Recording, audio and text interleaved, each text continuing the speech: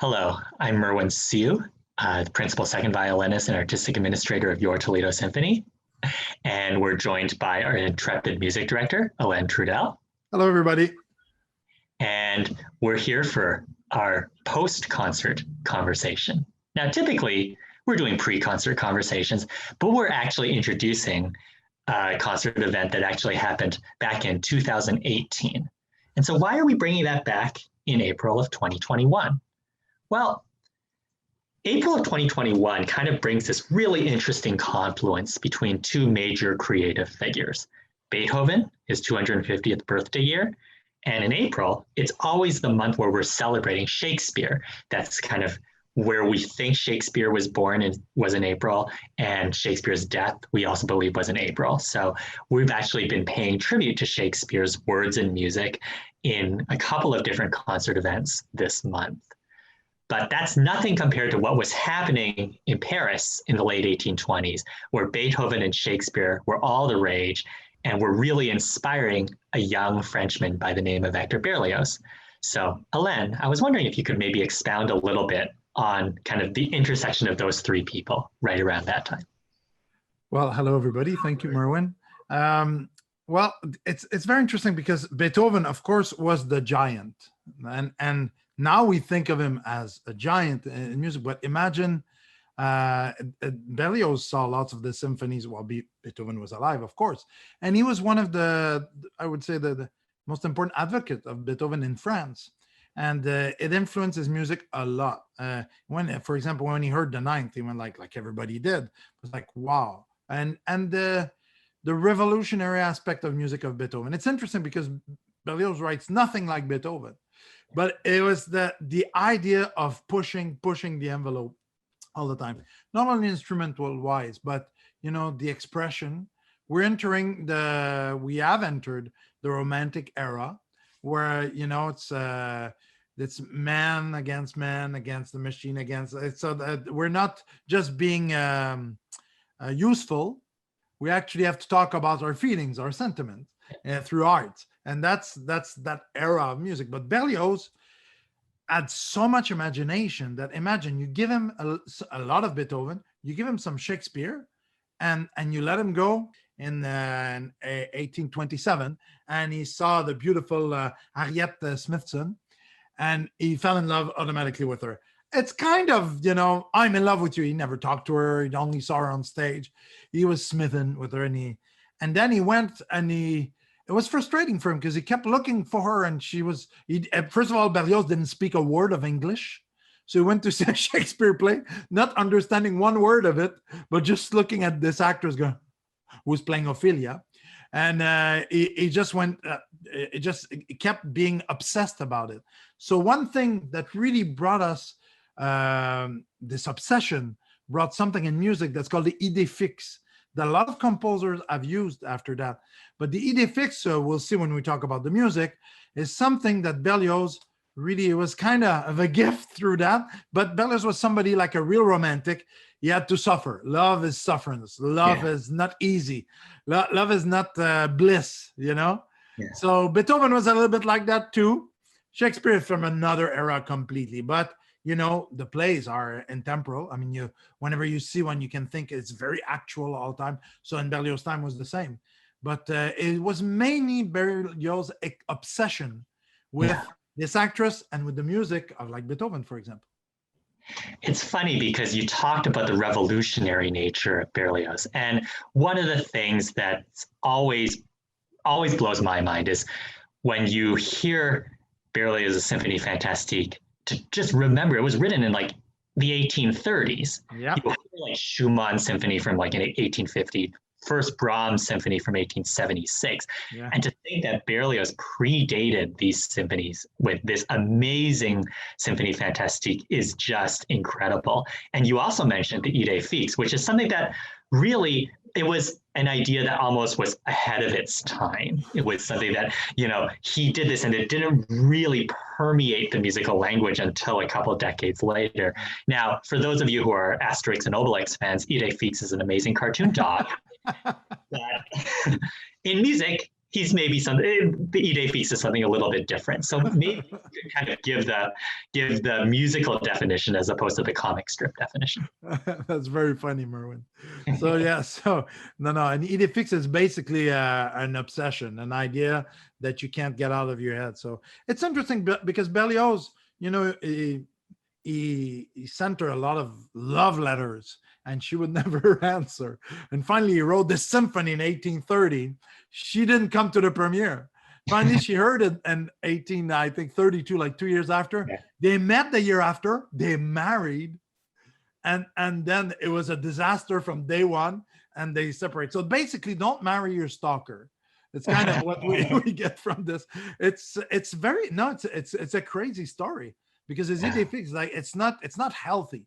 But like in opera, in music, we can live through different things that happen that it makes no sense in real life. So it's an interesting fantasy. There's fantasy in the instrumentation. You're talking about the revolutionary music. It's still to this day one of the most revolutionary piece of music ever written, and we're in 2021, and that was written in 1830. For me, it's one of my favorite pieces to conduct because it feels like it has. I cannot believe it was written at that time, and a lot of people thought that this piece was complete garbage. When they heard it, they said, that guy's crazy, They said that of a lot of his music, but it took until the 1970s and the 1980s.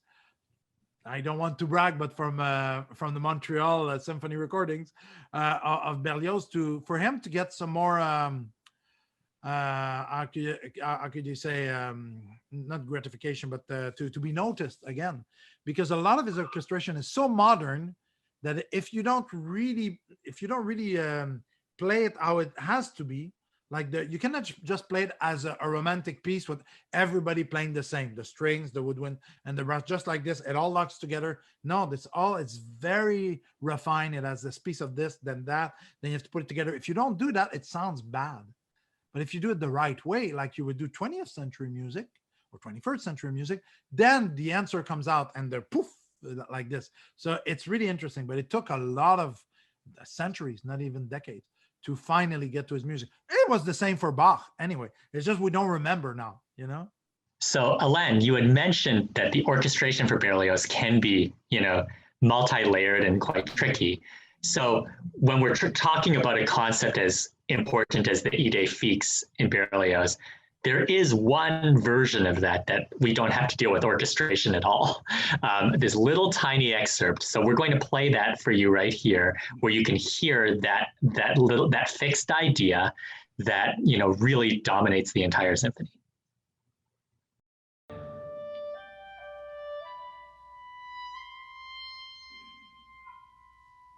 Now, this is not actually how the symphony begins. We've pulled this little excerpt from the fourth movement, but it is the kind of the simplest portrayal of that fixed idea.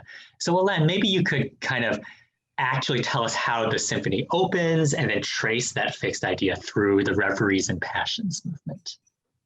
Well, the first movement, which is called Rêverie et Passion, so Reveries and Passions. Yep. I don't know if you say like that in English, but this moment starts, it needs to start from nowhere, right?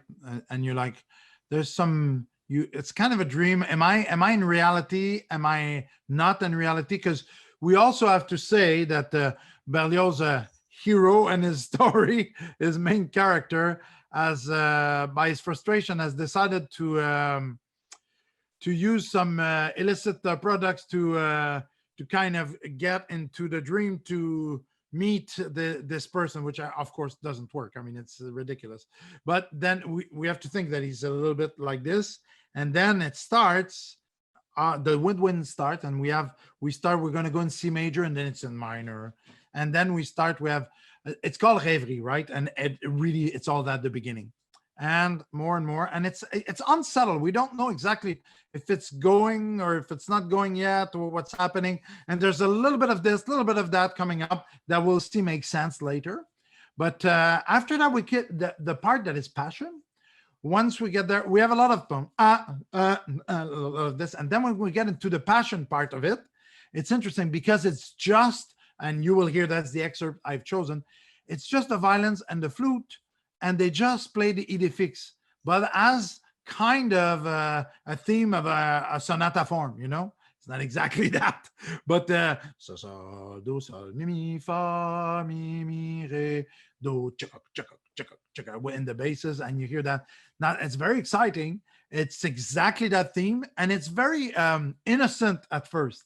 So that's the idea, is to keep it very innocent, and C major in the first movement there, and then that first movement. And that's what we should listen to now.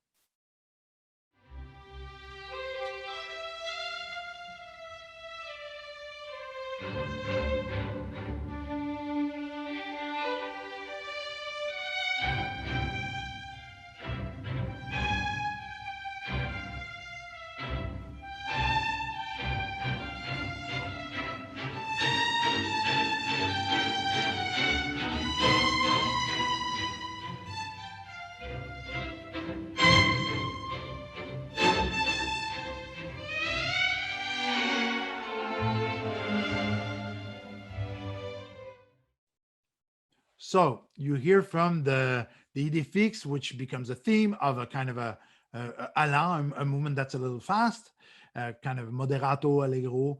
And then we finish this part. We go back into a slower pace, but it's not the slow pace of the Rêverie. It's something super religious. It's like a hymn, a church hymn. And now we're like, oh, what's happening? You know, what's going to happen to the guy in this? So we finish with this on F major, and then we go to C major, and then it finishes. Then what happens? He goes and looks for her. So he's gonna look there. He hears the music of a ball, you know, with it's almost a Viennese kind of theme ball with lots of harp also, and he hears that from afar. So you hear at the beginning there's a little bit, you know, a rumor of there's a ball, and then a longer rumor, and then it starts. Then there's the intro, and then the piece starts. So this is, you know, all good. He goes to the ball, but it's like, you know, you have somebody that has not been invited to that ball. He's probably looking a little bit beat up, and everybody's really all dressed up, and they go, who's that guy? And the guy doesn't know how he's acting because he's under the influence a little bit, and he's looking, where is she kind of thing. So it's very interesting. So, and we get to the idée fixe a little bit later, and then we'll play that now.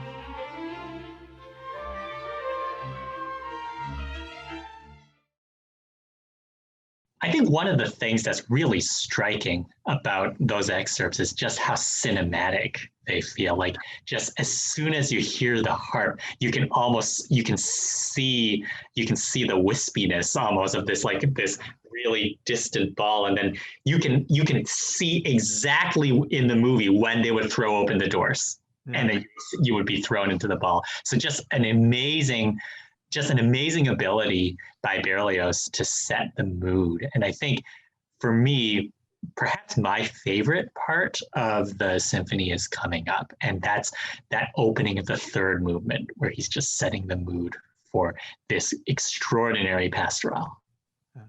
Yeah, and this one, now he starts with something that is unheard of, really. I mean, we've heard of instruments playing in different places, specialization, around the hall, but never heard of an oboe player leaving this place in the orchestra to go play an echo voice and then coming back after. So he says in the first oboe part, you go play in the hall very far away.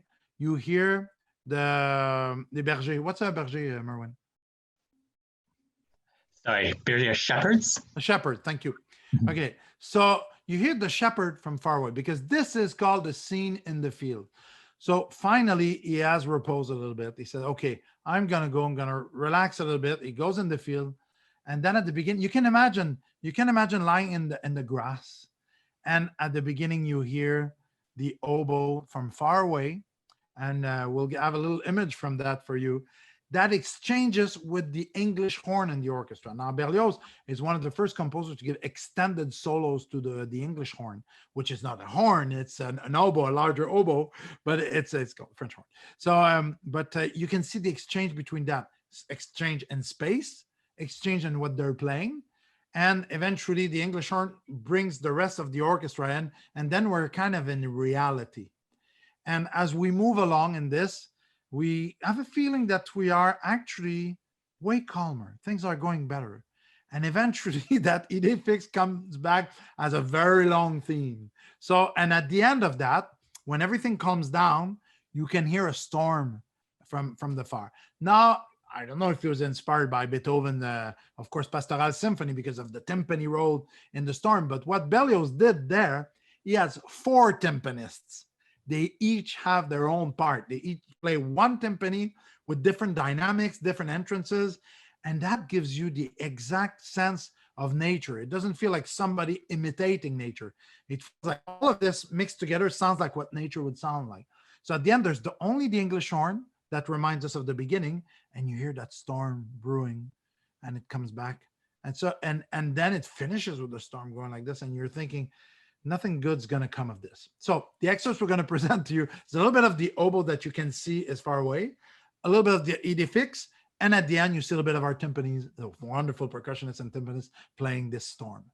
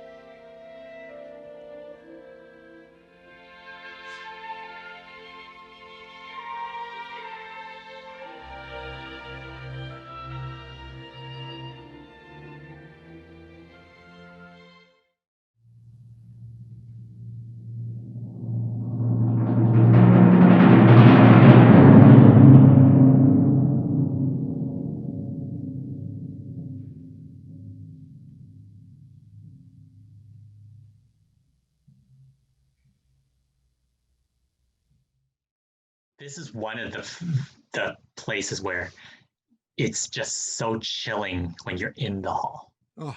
I think when I'm on stage being surrounded by the, like the oboe and the English horn on one side, and then you have the timpani there, it's something that's, I mean, we're so thrilled to be able to present this to you as a digital product, but when you're on the stage, there's something very menacing and disturbing. The hair rises in the back of your neck when you hear the timpani. It's a really, really special moment. And I think you can get a sense of that by just how hushed the audience can be. It's like there's these it's actually takes quite a lot of physical time, but there's this just like holding of the breath that the entire collective has, and it's a really, really special moment in the live hall. You know, this was the first concert I conducted after being named music director. And for me, that was a special event. And I have to say that third movement, as in the words of Shakespeare, they played like if it was nobody's business. It was like incredible.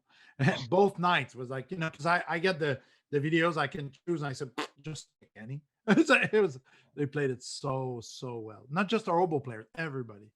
It was very moving. But now we get into trouble. We get to the fourth movement, March to the Scaffold. And that's not gonna end well, right? So he falls asleep at the end of that storm that happens but doesn't really happen, and then he dreams that actually he's found her, but he's killed her. Oh, that's all a dream, but he's in his dream, so he doesn't know, and now he's being judged, and they're gonna take him to the scaffold. So it's you hear the beginning of the rumor.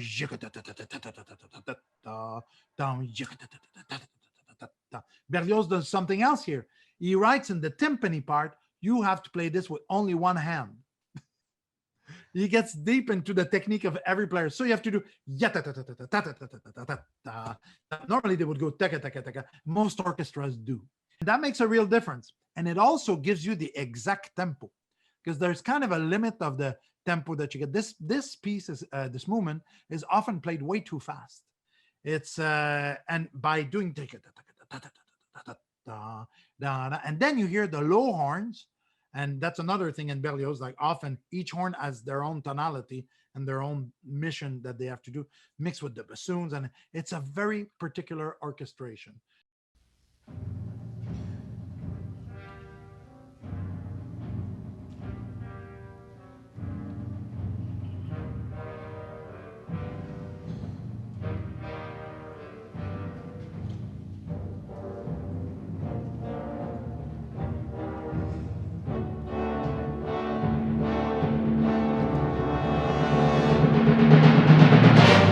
So we get into this, and then it gets, you really feel that he's being judged, you know, bam, yum, pa, bam, and goes away. It comes back, goes away, comes back. And then there's a tune, yap, bam, bam, ba, there's like a more heroic, and then we get back to this. More heroic, we get back to this. And then you hear the idée fixe that we played for you right off the top today. And then you hear that.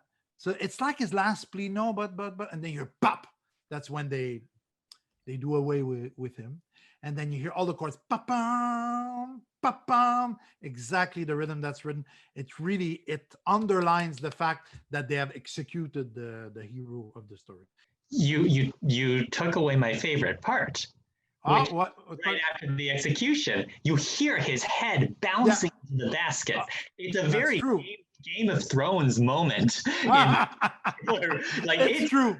It's just this extraordinarily literal depiction of the guillotine falling and the head bouncing into the basket. It's just one of these really so incredibly ahead of his time.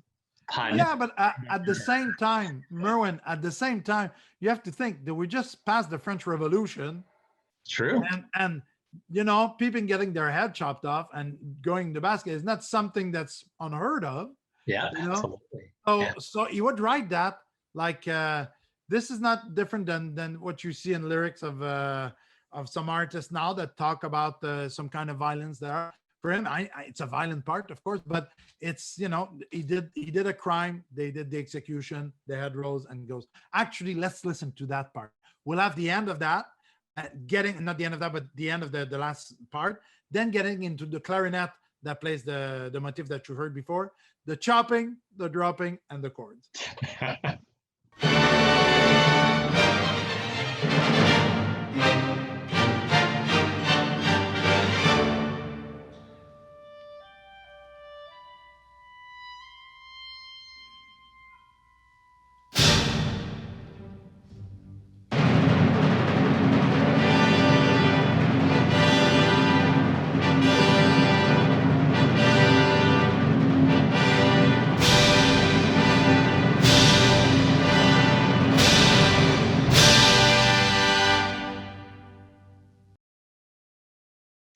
Well, we now move to the fifth movement, which in some ways is the most revolutionary of the movements, just instrumentation wise, orchestrationally, just so many novel and incredible techniques. And one of my absolute favorites, this is an instrument that may not be everybody's favorite instrument, but it happens to be one of my favorites, and it's the E-flat clarinet. There's something about the E-flat clarinet that every time I hear it, it's just like, it just grabs my ear, and I'm always singing whatever the E-flat clarinet has been playing for like weeks on end afterward. And in this case, this is just an incredible E-flat clarinet solo, one of the great transformations of the Idée fixe. Absolutely. I mean, E-flat clarinet is difficult not to remember because it really stays in your ear, it drills in your ear, especially this one, because we've gone through many different transformations of it, but not in the way that is vulgar. It starts, you can think almost you're in the forest somewhere. It's very dark. Well, all these things like, whoa, and all sounds like that. I mean, they have notes, but at the end of the day, what you hear is kind of like that. Anyway, and then we get into this part, which all of a sudden becomes a dance, a country dance, almost vulgar, and the E-flat clarinet, it finishes, and then everything stops, and then we have a dies irae, which is for a requiem, for a mass for the dead. So we have dies irae that is played originally, we don't really do that anymore, by one serpent and one ophicleide. Now, the serpent is not what you think. Serpent is actually, both of them are in the range of the tuba.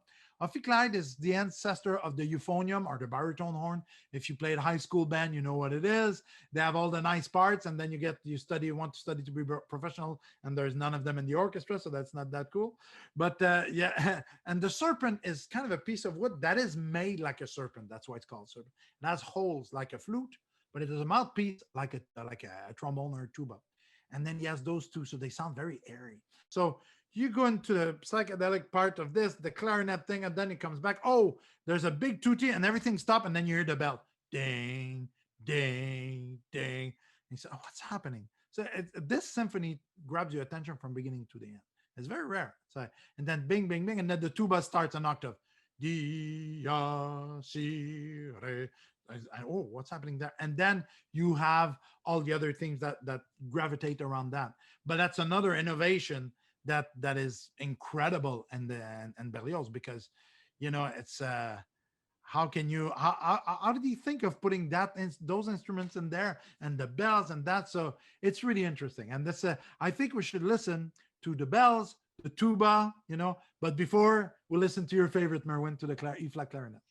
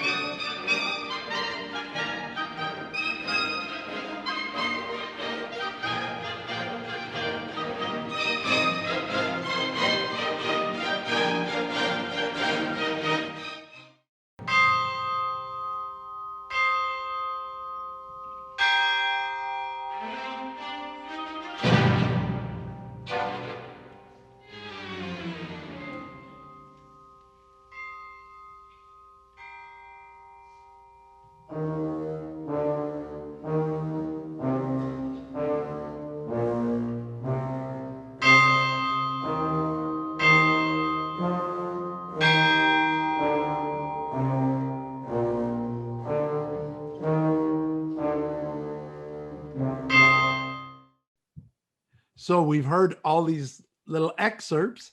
Now this last movement, you hear the little more vulgar kind of variation on that, because it's thought now it was just a thing. So it's not that, the more there's notes, the more there's parody in it, the less it becomes important. So for him, he's passing through something else. And then with the Shabbat, with the witches, which the dies irae theme comes to the end, and then it becomes, instead of being in minor, it becomes in major, and then brings us like a big orgy of sound and of melodies right through the end as a dance. And it's the dance of the witches that is mixed with the dies irae together that finishes the piece. So it's a work of genius. Really it is. And I think that one of the things that we talk so much about the ways Berlioz extended the orchestra and all of these instruments he brought in and all the novelty of techniques.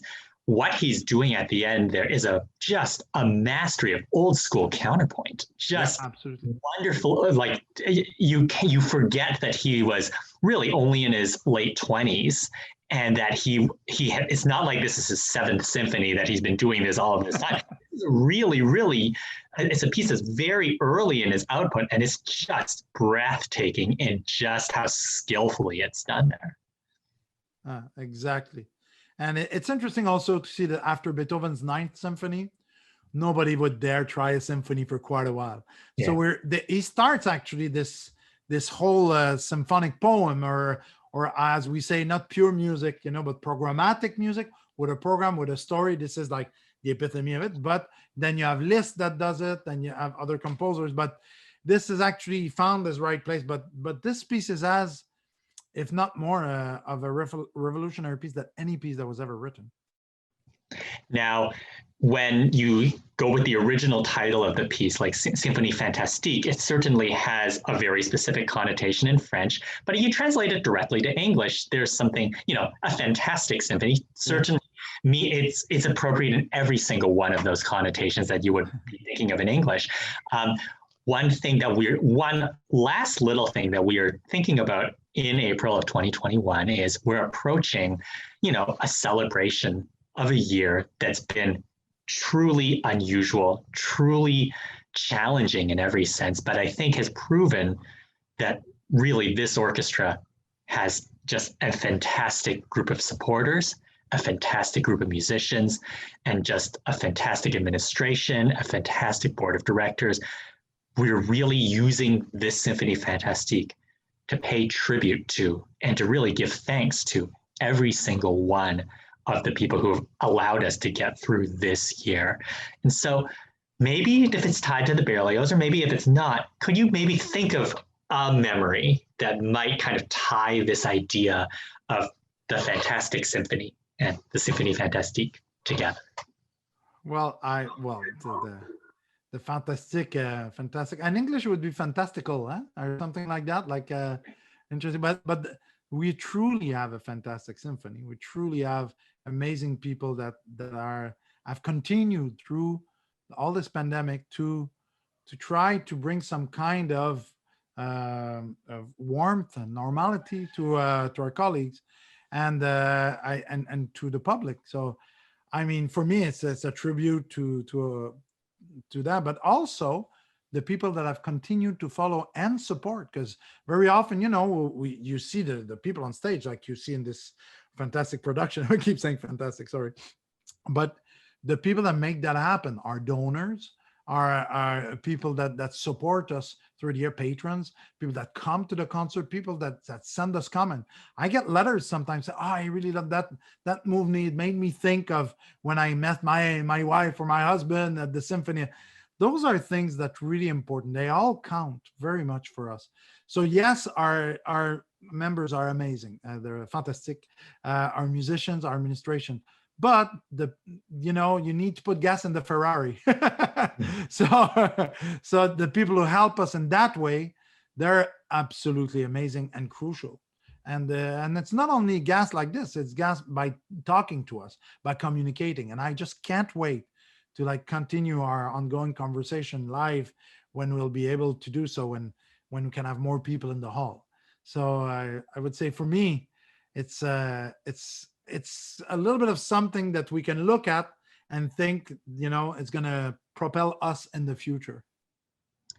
And we're particularly grateful to the Rita Barber Kern Foundation, who on this day of giving, they're matching new and increased contributions to the symphony and to the Toledo Alliance for the Performing Arts.